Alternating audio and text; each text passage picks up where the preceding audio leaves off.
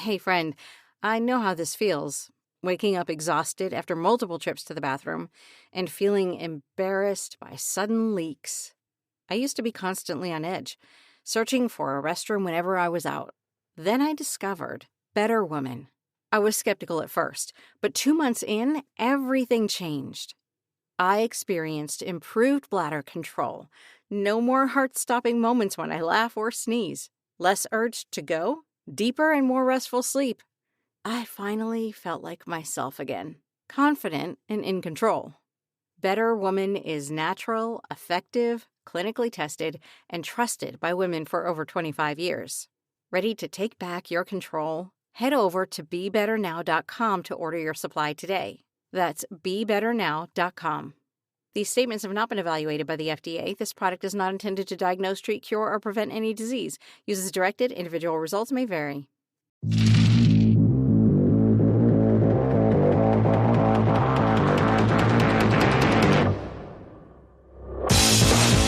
Welcome to Critical Hit, a Major Spoilers podcast. Thank you for downloading and checking us out this week. Kevin, last time... Critical Hit! Man, you wrapped up a very fantastic game. Oh, well, I'm glad you thought so. Yeah, what'd you guys think? It was very enjoyable. It was soul-crushingly entertaining. That's great. Yeah, because the things that you were doing were just like so many levels. It's like, oh, cool adventure game, and also, hey, social commentary, and also everything's on fire, and it was just wonderful. Yeah, I did appreciate that. Yeah. No, I was saying I did appreciate a lot of that social commentary and inside business stuff that people in the know, and the people that don't just still enjoyed the adventure. So I will never forgive you for the episodes with the Jabubnans, however. I love the episodes with the Jabubnans. I am forever scarred by my times in call centers, and you just ugh. Yeah, just raw. Yeah, I mean, I am a project manager by trade. Now, I haven't had a meeting as bad as the Jabubnan meetings, but they're sometimes pretty bad. So a good buddy of mine, his job, he's like in logistics. And I know he does a bunch of corporate meetings. So we just sat and brainstormed like things to say for, I don't know, an hour together. And that's where that episode came from. And I realized I'm just going to talk and say absolutely nothing the entire time. Yeah. It's impressive. It is. And you know that my version my of job. hell. Oh, God. You have no idea how I've had that meeting. I have had that meeting where the general manager is in there and he feels like he needs to circle back on everything. Yeah, at a pretty high level with Drifters, originally I was thinking this would be kind of Firefly-esque, but it definitely turned into more like Futurama, and that's great. I love Futurama. Futurama's hilarious. But I was a little concerned about striking the tonal balance because it's weird, right? I want it to be fun. Like I literally want you guys to have fun, and the podcast kind of comes out of that. I figure if we're having fun, people like to listen to it. But like, I didn't want it to be a big downer, but I did want there to have some sort of bite to it, right? Like if it's not about anything, I don't know, that just wasn't doing it for me at the time.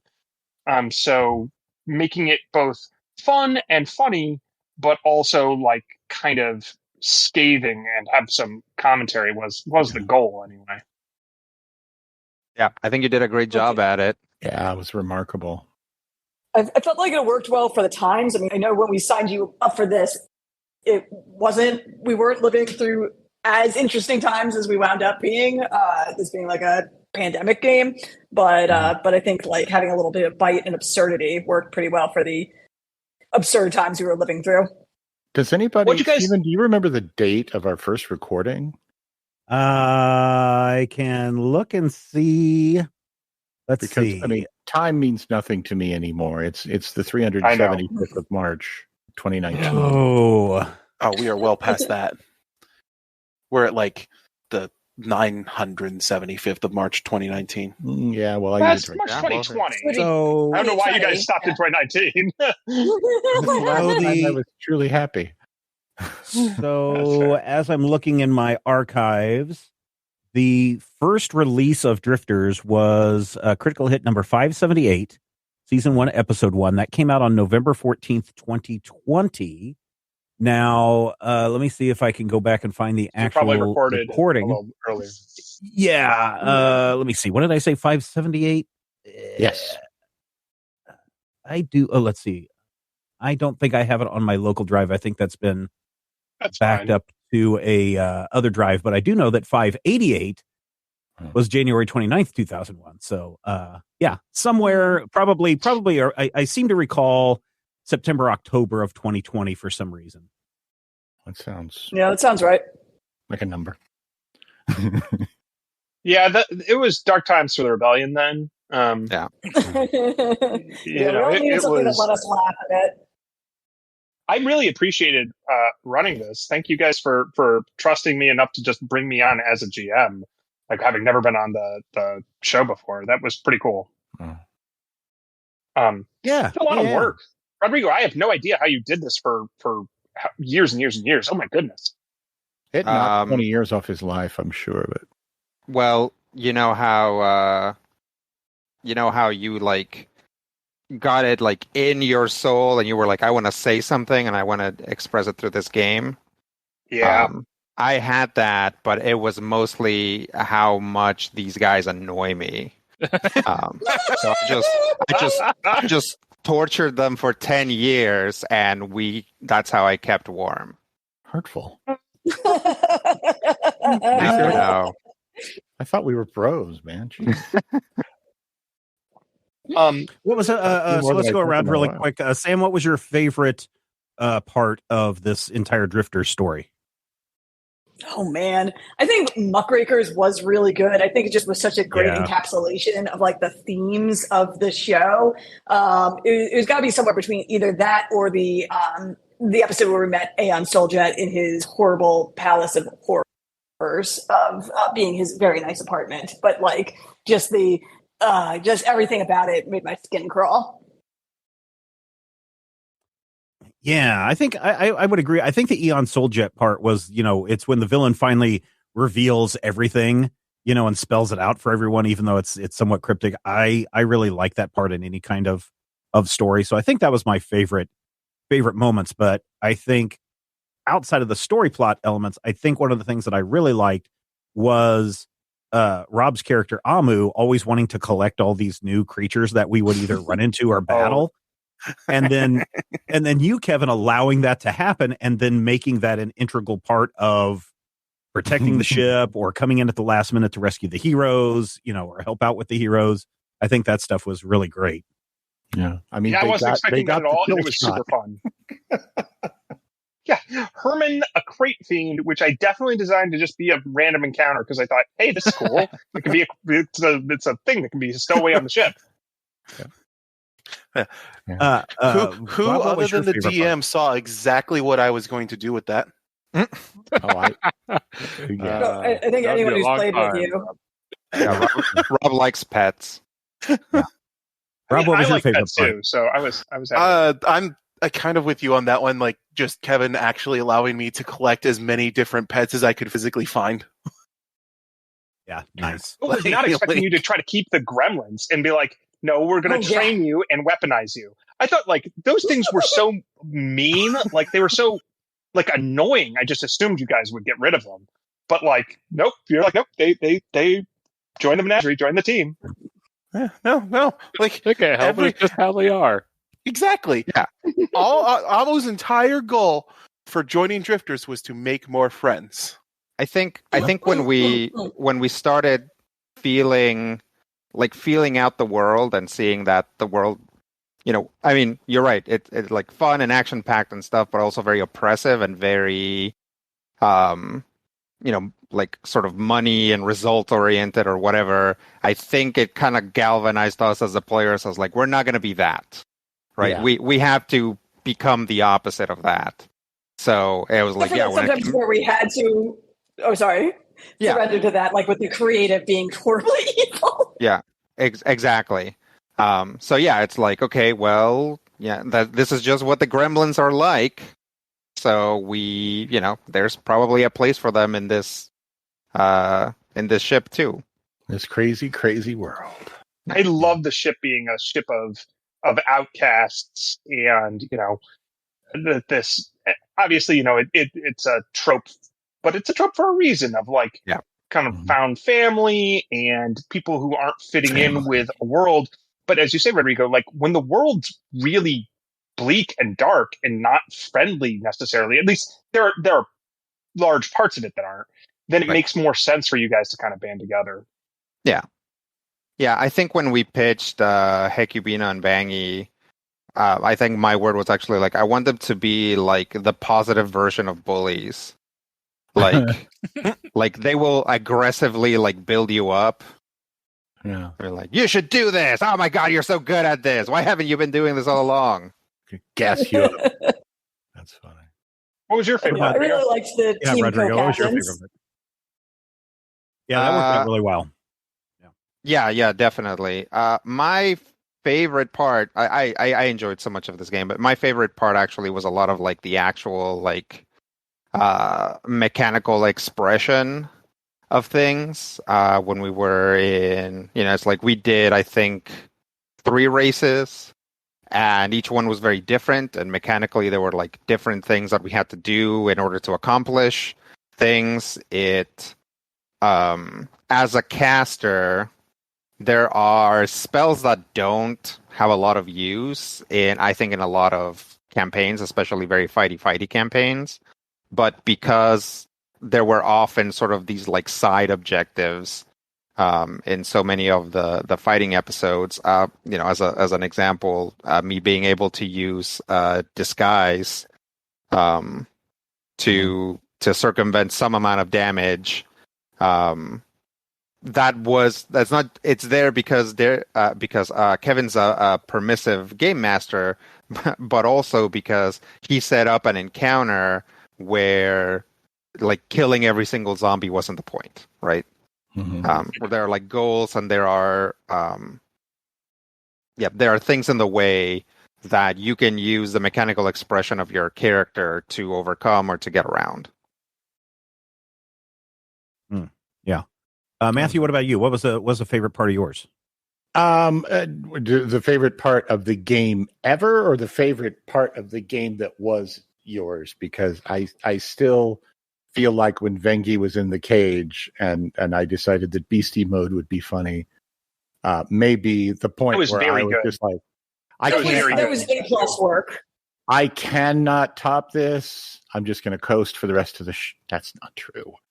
But yeah, but I feel like for me, the best part of it was just how much fun it is to see Sam and Rodrigo playing off each other at a level of gaming where everybody is just like, oh, we're doing that? Okay. I mean, the team co-captain thing in game was really a lot, at least from my perspective, of our interactions as well, because they gave us a really strong lead to bounce off of, and everybody got to be, I'm a combat hamster, I'm a ball with a camera on top, hi, I'm the hologram from Red Dwarf.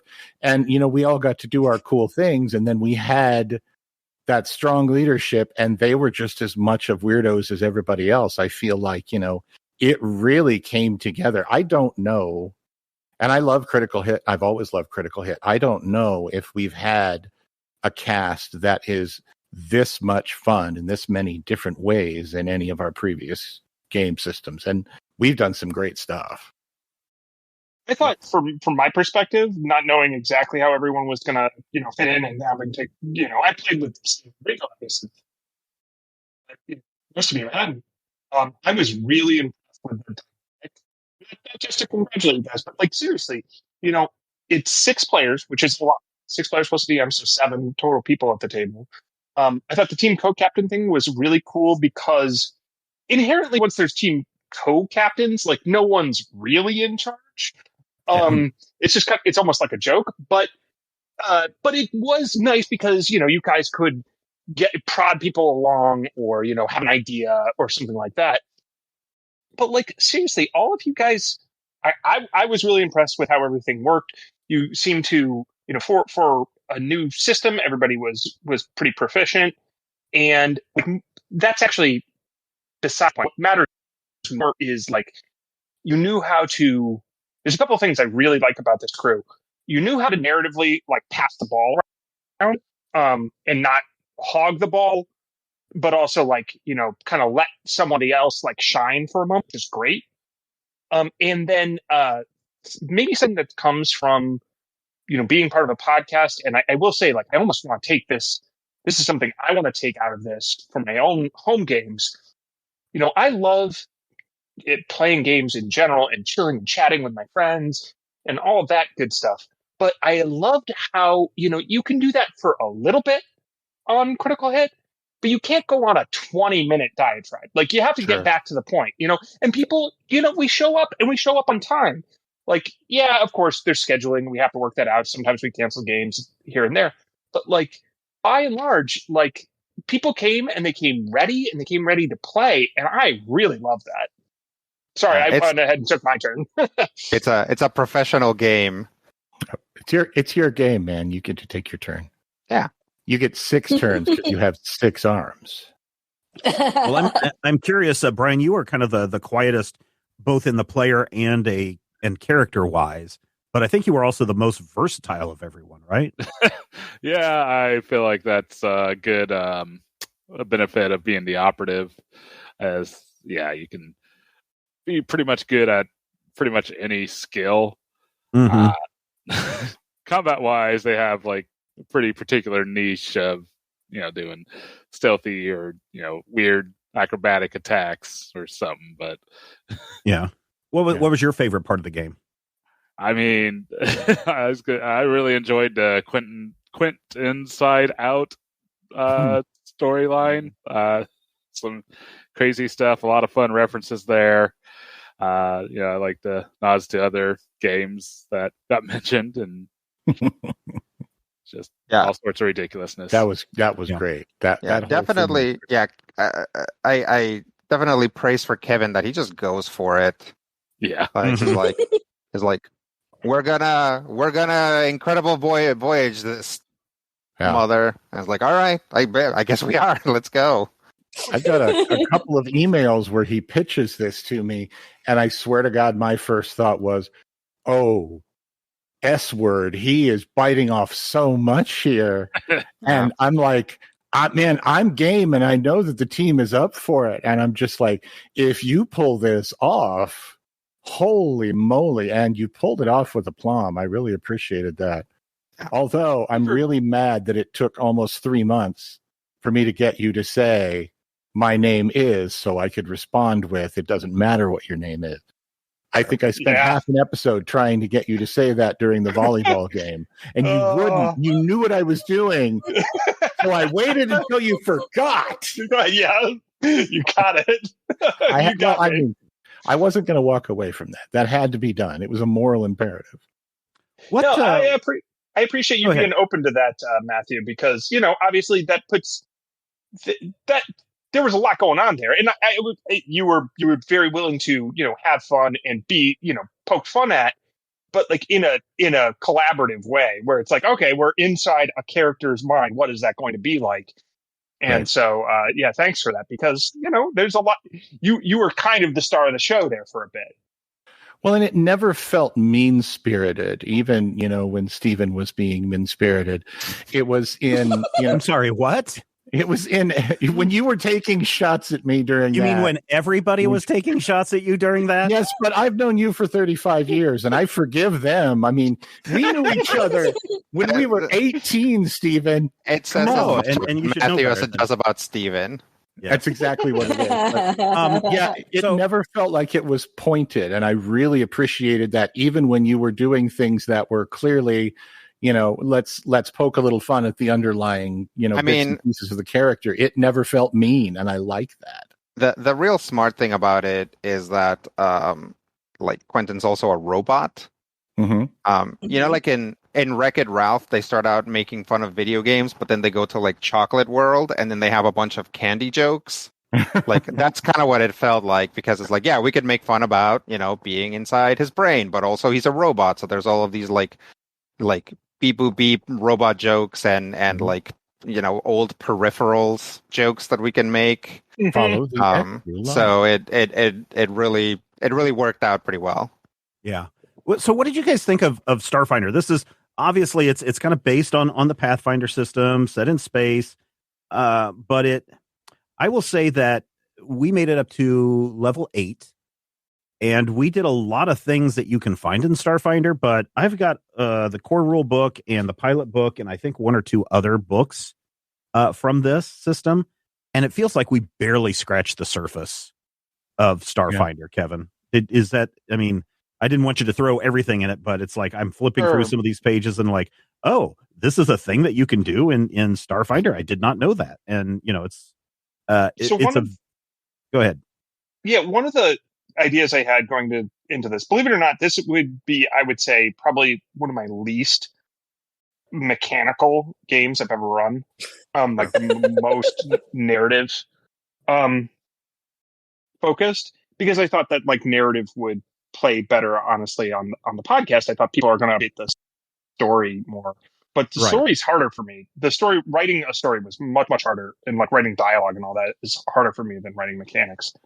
I think, so I agree with you entirely, Stephen. We've just scratched the surface of Starfinder. There are things in the game like that I found that I really liked, and then there are things that I either ignored or didn't like, or we made impromptu house rule changes. So I could rattle off a couple of those real quick. Yeah, sure. Go ahead. I love Starship Combat. I thought Starship Combat was pretty cool. Yeah. I really liked that too. Yeah. And I feel like I said this before, but Starship Combat really is like an oddity when it comes to like Pathfinder subsystems. And that it doesn't come with a lot of extra baggage, like different skills and feats to take on top of the normal ones you take anyways. It all just integrates with the skills that already exist. Yeah. Unlike a lot of other games that I've seen, it neither feels like an afterthought, nor does it feel like, like you need to basically build your character for it. Yeah. I compare it to like the Spelljammer rules that came up for like ship-to-ship combat, and they're just like, we don't really care about that. It was just very funny in comparison. I feel like a lot of times when we get into a new system, my first thought is, oh, dear God, this is complicated. But there's also a feeling in, you know, this game, at least in Starfinder, that things were complicated for a reason. Things were complicated to either set a tone or support, you know, the game or the story that was being told. It wasn't necessarily something like, Rodrigo will tell you, I had the biggest problem trying to figure out why, as a level 10 fighter, I had spells when we were playing 4th edition. And he finally just had to be like, they're not spells, they're your signature moves. And I'm like, oh, like SmackDown. And he's like, yeah, SmackDown versus Raw. So you don't ever do two. Well, sometimes you do, but you never do 2 619s in one. Exactly, it's tough. One fight, yeah. So that was probably my single favorite thing about Starfinder. Things I guess I also like how there's stamina, and you can spend it made healing a little less necessary. Yeah. Less urgent. Because you can just spend a resolve and recover. And it's like, you have so much resolve. I guess maybe the game's designed if like you want to have like 4 encounters, 5 encounters in a day that are each bleeding you of a little bit of resolve. But like, that's just not the kind of game I run. Yeah. So, but but I'm also okay with that. It just made it a little less scary. I did not like combat maneuvers. The idea that you have to hit your KAC plus 8. So let's run the math here. If you're hitting someone on a 9, okay, against their regular armor class, that means you've got a 60% chance of hitting them. That seems like a perfectly reasonable attack action.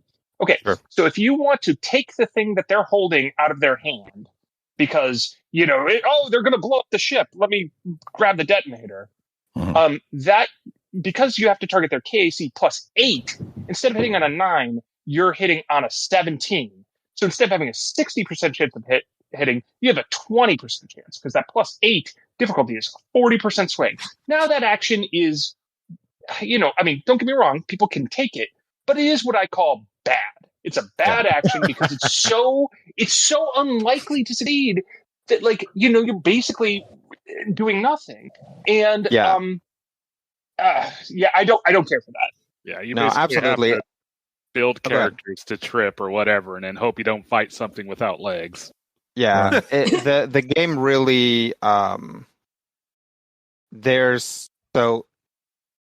Starfinder is based on Pathfinder, and Pathfinder is based on Dungeons and Dragons 3rd edition, and it carries certain things with it. Just I think because not a lot of thought was necessarily put into it, or if there was, because they agreed. And one of them is, we don't want you to do this. Like, we don't want you to be constantly disarming enemies and tripping them and pushing them and all this stuff.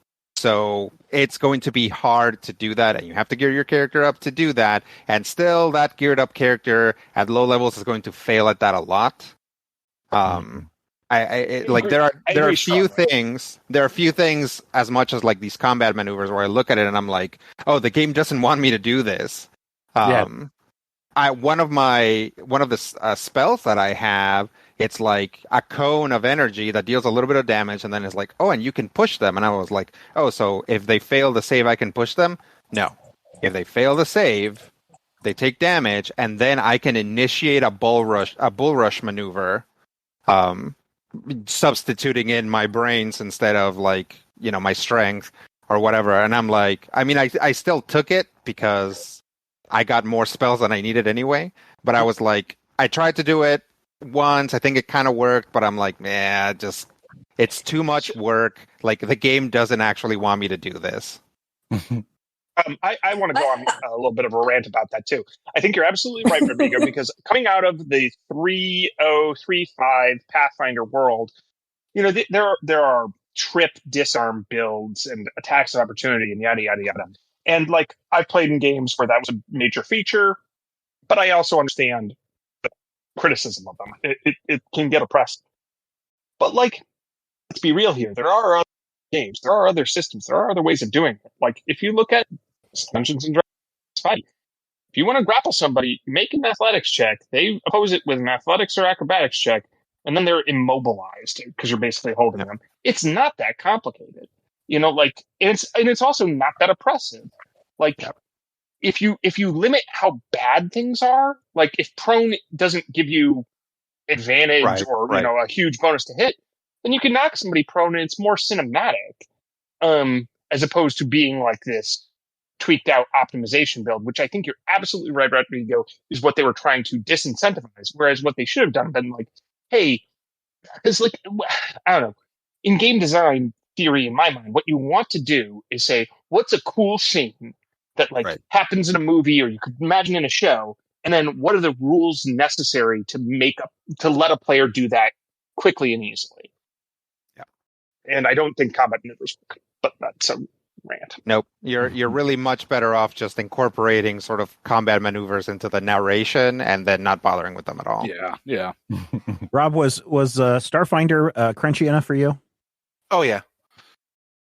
Yeah, there's a lot going on behind the scenes. I have, we were talking before we sat down for tonight's session, I have 20 some tabs open for various things. That's one of the reasons why I was able to know exactly what Herman could do, is because I still had the Crate Fiend tab open and available in case he became necessary. But yes, no, I would happily play more Starfinder. I really liked the rule you added in, which I feel like is very well supported by, the first mate action of being able to spend resolve in order to take skill actions.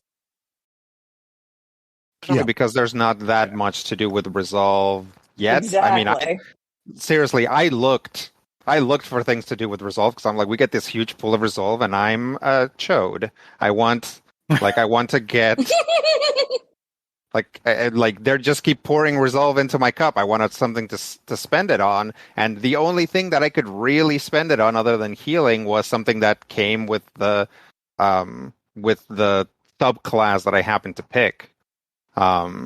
So yeah, definitely another thing is like give more to do with resolve. I mean, unless I missed something.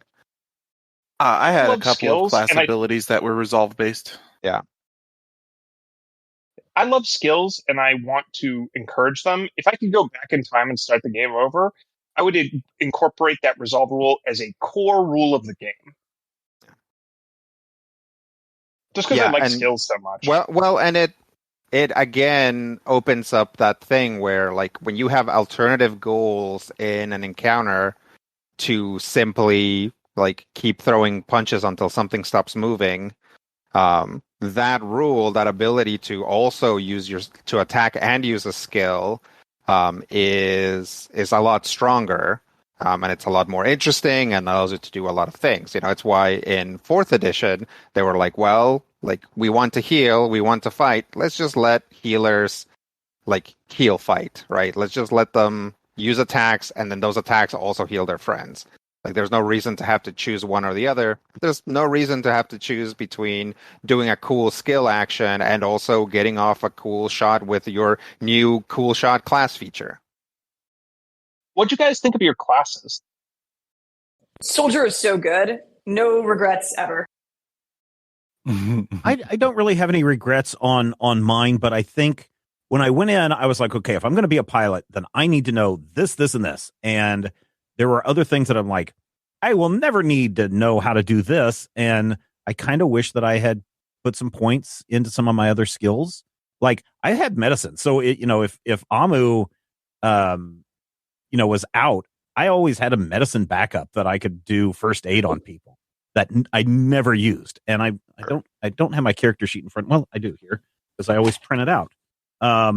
Medicine was 13 of all my skill points. So it was like, good Lord, it was like my second highest, or my third highest skill outside of computers and piloting that I should have used, but I never did. So I felt at times like I fine-tuned or honed my character into a corner. Over specialization. Yeah. Because it's like, well, if this is a race, I want to be the pilot. I want to be the best damn pilot out there. So let's put as much as I will can say this, into everything piloting and computers. You had a solid advantage in your piloting checks over everybody except the best Sheeran pilot on Team SPF name. Curse them Sheerans. I like to think in my headcanon, like, they honorary one, but they were also nice guys. I appreciate you guys not attacking them because, like, what are you going to do? But your pilot check was like the highest in the whole game. Oh yeah, but at times it just felt like it was like the highest check in the whole game. Yeah. No, but so I guess what I'm saying is most of the skills that I would do are, so you can look at this as, okay, did I max out my character so that it'd be to the maximum advantage so that when it came to a piloting, the chances of me rolling bad on piloting were slim. And there were a few times where I did roll bad. But on average, my piloting was almost a guarantee. Yeah. But I feel like at times that also took some of the fun away from my rolls because it's like, crap, we've got to make this jump. Am I going to be able to do it? Let's see how the roll goes. And because you kind of knew that it was always going to, most of the time you knew it was going to be successful. And so I think for me, I kind of played myself in taking some of the fun out of my character just because I knew that, it wasn't critical. No, it wasn't that, again, it goes back to, I was more than likely to make it than fail it. And so it was almost like an easy guarantee. So there was no suspense. There was no tension. And yes, I loved it every time we needed to use it and I had the highest score. But at the same time, I was like, well, I kind of knew I was going to get that. So I guess I don't have really anything else to do for my turn. Right. Yeah. Does that make sense? Sometimes, Interesting. you over specialize and you're like, this Yeah. is going to be great and I'm going to be good at it. And then you're like, this isn't as much fun as I thought. Yeah. So now I have to spent keep 10 doing years these at things trade. the rest I of the day. spent 10 years at trade school only to learn that I hate woodworking. Exactly. I have a complicated relationship with spellcasters in third edition type situations. I do not like to make in systems where combat is a thing. The worst thing for me is making a useless character. So I tend to make characters that are very good at what they're supposed to be doing, and I have enough system knowledge to do that. As you can see from like Chema back in Weird Western, Chema was very good at spending a few turns charging up and then delivering buckets of damage. Hecubino doesn't even need to charge up, but also he's not as good at a lot of other things. So yeah, it's like that's one thing that I identified. I was like, what is Magic and Pathfinder good at? And it's weird. Or in Starfinder, it's weird. There's some things, but the thing that it's best at is dealing damage. So I was just like, okay, so I always have this in my pocket that I'm probably going to be dealing, close to the most damage, possibly tied with, whoever plays the rogue version in this system. So the characters were fine. It's nice that they like the subclasses. There's like, hey, here's this subclass that's very much written out to be evil, where you like crush people's minds, and I'll be like, yeah, no, that sounds good. I'll do that, but I'll play the nicest version of this possible. What did everybody else? Brian and Matthew, did you guys enjoy Starfinder? Yeah, It's your classes. Yeah. Yeah, your classes. Yeah. I mean, I yeah, don't it's pretty remember. great being fairly effective, at least when it comes to skill checks. Operative is so good. Yeah, a little bit too good, almost. I think I'm not like maybe the worst operative in the world. I think honestly, You're an envoy, not an operative. Yeah, you're an envoy. Okay. See, Yeah, that's why I'm bad at it. but when you look at classes like envoy and is it engineer, whatever Bob was, mechanic, like I think that those classes leave you floating a little bit more, especially when you compare them to classes like, let's face it, fighter and rogue that have been tested over the course of 15 iterations of this game. Yeah. That's like soldier is good, operative is good. Is like, listener, if you want to walk into a game of Starfinder and be immediately effective without having to do a lot of like gymnastics, unless you make a gymnastics operative. Soldier, mystic, operative, all of those are very subject. solid. I feel bad. I tend to always play like fighter or rogue because they're just so good. It's hard to argue with them. And I'd like to play the weird esoteric character, but I mean, I'm not saying I forgot I had powers for about two or three levels. I'm just saying that I didn't use them. And so, it came to a point where I'm like, I could use this awesome, cool power. And then I realized, no, I can't. So I just sort of threw my hands up and I was just like, I think, cool stuff. I don't know. It was just from reading it because I haven't played one, but I've always felt that Envoy is underpowered. Or that it's underpowered for like the first like 5 levels, and then like once it starts, yeah. Once I think on in like so here's how I tried to adjust for the fact that, in my opinion, I agree with you.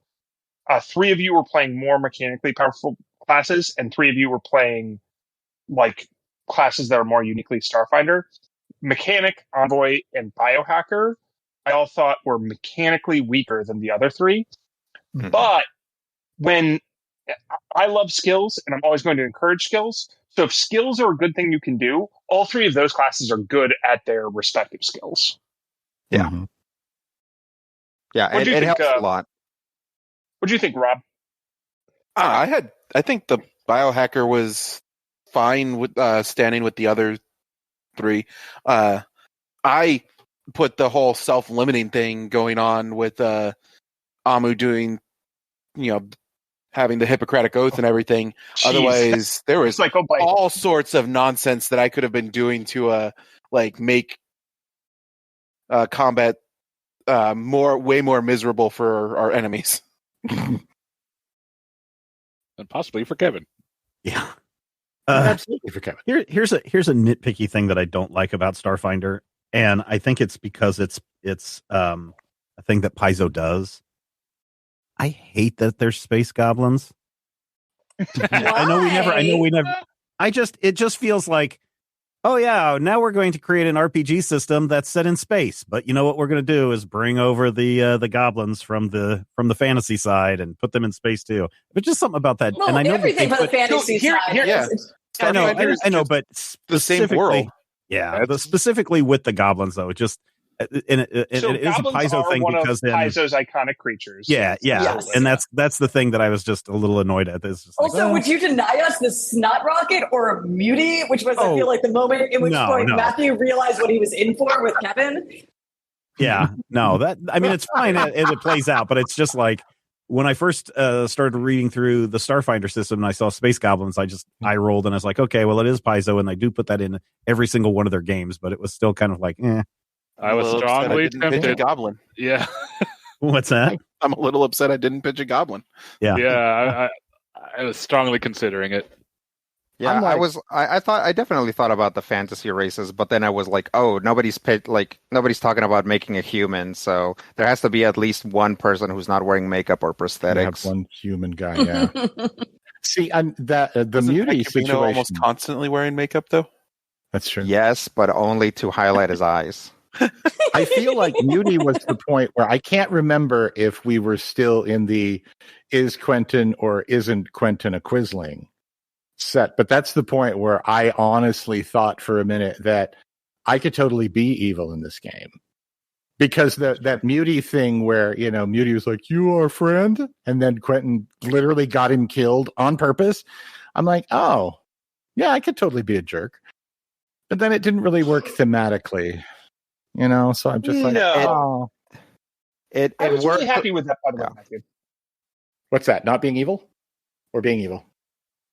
No, Or how you Muty? approach the whole thing. I put you in a weird position as a corporate agent. Like, seriously, relative to the other 5 people, I know that in a lot of situations, if you put a random person in a position where they can betray the party, I have literally seen that end games.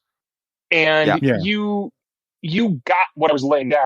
So you were able to play a little bit on the line, but this was okay with you playing it on the line for a bit. But you quickly determined it's like, well, I could have all these people who are awesome and my friends, or these people who don't care about me at all. These people Well, yeah. But no, I appreciate your handling of it. I'm not by any means, I am not the guy who understands the game systems, but I'll tell you one thing. I was raised by a 22-inch Magnavox television. I understand the dramatic moments. Yeah. That's what I do. That's why I'm still on the show. Yeah, honestly, you asked how I could have done that for 10 years, and that's the real reason is actually that this crew is very genre savvy and also very aware of narrative beats and archetypes and things like that. So that makes telling a story a lot easier. Anytime I'd be like, okay, I know we're sort of heading this direction, but we're going to maybe move in this direction instead. Everybody tends to jump and just be like, okay, where does this framework put my character now? I'll do this. Mm-hmm. And really move about it very intelligently within sort of that landscape. Yeah. Kevin, you did a fantastic job with this game. Loved it a lot. Feedback from audiences, they seem to love it as well. You and Sam will not be joining us in future episodes of Critical Hit. I know I've mentioned it casually here and there in bits and pieces of Critical Hit, and I know that Sam has talked about it on Twitter, but would you guys care to just talk a little bit about your next big adventure that you're going on? We're moving to Amsterdam. Woohoo! They're Whoa. tired of the bad drugs in America. They want to get the good drugs. Steven. What? It's true. We actually have all the good drugs here in Chicago, so it's mostly just Kevin had a really cool job opportunity, and we have the chance to go explore Europe, Which I think is a fantastic time, and I think hope that you guys works out great for you guys. It's we're a really excited. fantastic time. Yeah. So literally, listeners, by the time you hear this episode, they're already in Amsterdam. That's true. They are at the time of this recording. They have about a week and a half before they take off. So, we were pushing the end of this campaign to the wire. Right. It was getting kind of nervous. I was getting kind of nervous on the back end, but I think this is a fantastic opportunity, and I'm glad that you decided to take it, Kevin. Thanks. Yeah, we're really excited. I'm really excited. It's scary. It's fun. We'll tell you guys about it when we get there. Yeah. I will say, I'm certainly not planning on, you've got other critical hit games scheduled and stuff like that. But I won't say never again if you need I don't know, a 3-shot. Are you going to be up? Are you going to be up for a 3 a.m. Call? Who knows? We'll work that out later. But this was a blast, Stephen. I didn't know exactly what I was signing up for. I mean, I kind of knew because Sam had been doing it for a while, but I didn't expect it to be anywhere near as much fun as it was. Yeah, I just want to be sappy. I'm glad you enjoyed it. Yeah. I want to be sappy too, and thank you all for all your time with me in the Void Saga and Weird Western and obviously Drifters and Sentinels and all the other games. When I hadn't spoken to Rodrigo since he graduated from college, and so when he was like, "Hey, you want to play some 4th Ed?" and I was like, "Oh yeah, that sounds fun." And it's been, I don't know, I think 7 years now, something like that. So, which is wild to think back of. So I thank you guys all so much for welcoming me and welcoming Kevin and letting me play and letting both of us run. And then also wanted to just thank all the listeners for being so nice. Yeah. Well, you will be missed, and Kevin, you will be missed very much. So thank you for all the hours and months and years of entertainment that you have provided us. I know people are always asking, is Kevin online somewhere? And the answer is no, because Kevin's smart. But he's in the Discord. Yeah, I was going to say, but if you head over to the Major Spoilers Discord in the Critical Hit channel, Kevin will show up and answer questions and chat with people too. So do head over there and take advantage of that. Just realize that there's a time shift, but I also realize that, a lot of our super active spoilerites are in Germany and Norway and Sweden. We're kind of big in Europe, so you guys might actually run into spoilerites over there. Yeah. So, So Jarmo and Lagnus want to, give me advice, or both of us advice on where we should go and eat and drink. I would love to hear it. Yeah, and if we have any specific Amsterdam spoilerites out there listening, do reach out to Sam. Sam, what's your Twitter so people can reach out to you? Because I'm sure you're still going to keep that, Nelson right? 1. Yeah. Yes. So I'm sure you're going to keep that. And if you want to reach out to Kevin, get into our Discord, into Critical Hit, and he's hanging around there occasionally. So go and check that out. We wish you all the best of luck. You guys are fantastic. You're going to go far and do great things, and sad to see you both go. And dear listeners, we are sad to see you go this week, but we've got new adventures just around the corner. How's it going to turn out? I have no idea, unless of course you've been listening to the GM Roundtable these last couple of weeks and you know what's going on behind the scenes. So I'm kind of interested more than the players. You definitely. That's the whole point. And I think that is, I think that's going to be something interesting and new because, we've done, what was that first time that I GM'd a game, Rodrigo? What did we call that? Game Master's Workshop. The Game Master's Workshop. We did that. And that was kind of this unique look at what it takes to build this. And then, of course, we've had the GM Roundtable for a couple of years for our patrons, where it's a show that we talk about here are challenges that GMs face and how to overcome them. Now you actually are going to hear me build the game week to week, soliciting feedback from Dr. Brad Will, getting some insight, talking about challenges, talking about problems from previous episodes, and then building the next thing. So it's for those of you who want a true behind the scenes look at, what goes on inside the GM's mind as they are building it, or if you just want to see a disaster in the making, definitely check out the GM Roundtable over there on the Major Spoilers Patreon page. So I'm very excited to see how this comes out. So for all of us here at Major Spoilers and all of us here around the virtual table at Critical Hit, thank you so much for checking us out. We will see you again very soon. And until then, here's hoping all of your dice rolls are critical hits.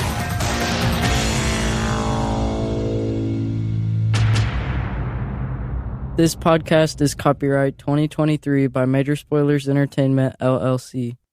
You know when you're really stressed or not feeling so great about your life or about yourself? Talking to someone who understands can really help. But who is that person? How do you find them? Where do you even start? Talkspace. Talkspace makes it easy to get the support you need. With Talkspace, you can go online, answer a few questions about your preferences, and be matched with a therapist. And because you'll meet your therapist online, you don't have to take time off work or arrange childcare. You'll meet on your schedule, wherever you feel most at ease. If you're depressed, stressed, struggling with a relationship, or if you want some counseling for you and your partner, or just need a little extra one-on-one support, Talkspace is here for you. Plus, Talkspace works with most major insurers, and most insured members have a $0 copay. No insurance? No problem. Now get $80 off of your first month with promo code SPACE80 when you go to Talkspace.com. Match with a licensed therapist today at Talkspace.com. Save $80 with code SPACE80 at Talkspace.com.